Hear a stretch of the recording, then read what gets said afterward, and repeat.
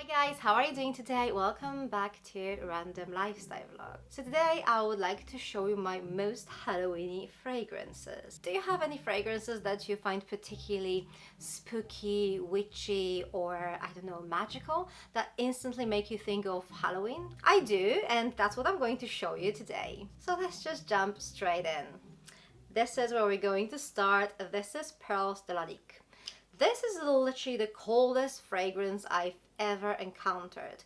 Like, this smells like frost. There are plenty of fragrances that are described as warm, and I guess you can easily imagine how a warm scent would smell like, but I could never imagine a cold smelling fragrance until I tried this. This literally smells to me like this ice cold haunted mansion with like winds in the corridor, and there are like vases with roses, because this fragrance actually has this floral component to it.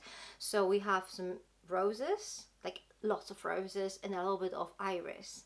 I have no idea how they managed to create this impression of coldness in this fragrance, because this is mostly rose, a little bit of iris, a lot of patchouli, and some pepper. Honestly, this is such a unique fragrance, and it definitely gives me Halloween vibes straight away. Next up, we have my ultimate vampire fragrance, and if you have any doubts, just look at the bottle. It's this like deep, dark, beautiful color. This is Givenchy Lenteur de Roche. This fragrance, if I were a vampire, this would be my fragrance 100%.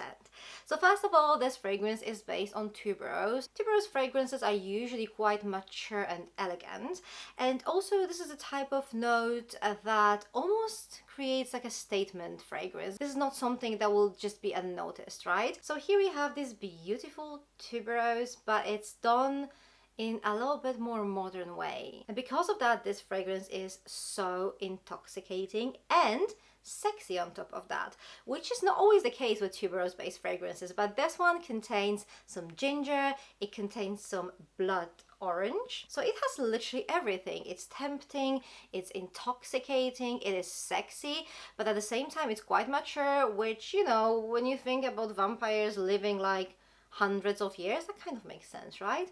I love that one. Next up, we're moving on to this magical library, like literally straight from Harry Potter books. This is Maison Margiela Whispers in a Library, and this fragrance is just magical. It smells like old books, like fancy wooden interiors, like some old fabrics. It is just stunning. This is mostly woody fragrance with a little bit of vanilla, but the impression it creates is just unbelievable. Next one, we have this proper bad witch fragrance, and I'm telling you, this one is not for the faint-hearted. This is Juliette Hazagan Mad Madame, and this one, oh god, this is like a proper statement fragrance. The shortest description is animalistic rose. I mean, it is crazy. It just gives me like proper boss vibes, this kind of red lipstick lady. I mean, the animalistic part of this fragrance is difficult to deny. It's like a strong-willed, independent, classy cat lady that dabbles in magic. This is such a statement fragrance. I actually really love it, but do not blind buy it. This is definitely something that you would want to try. In case you're wondering, this animalistic note that we have in this fragrance is castoreum, and this is a pungent and strong animal-derived note from the beaver. Today synthetically recreated for ethical reasons. Smells leathery and very intense. So imagine that plus rose. So now we have Victor and Rolf Good Fortune. Everything about this fragrance screams Halloween. The colors, the bottle, the name Good Fortune. I mean, this is like a proper fortune-telling vibe, and it smells amazing. This is a white floral scent with, you know, the white floral being pretty much jasmine, but the most interesting part about this fragrance is that it contains fennel. So the thing about fennel is that you can definitely smell it here. It is quite prominent, but it goes really well with the other notes. It actually complements jasmine so well, but at the same time we have this impression of something like being hidden. So it's like this beautiful floral scent, but with this hidden magic ingredient there. That definitely gives me a little bit of witchy vibe. Next up is Black Opium Intense by Yves Saint Laurent.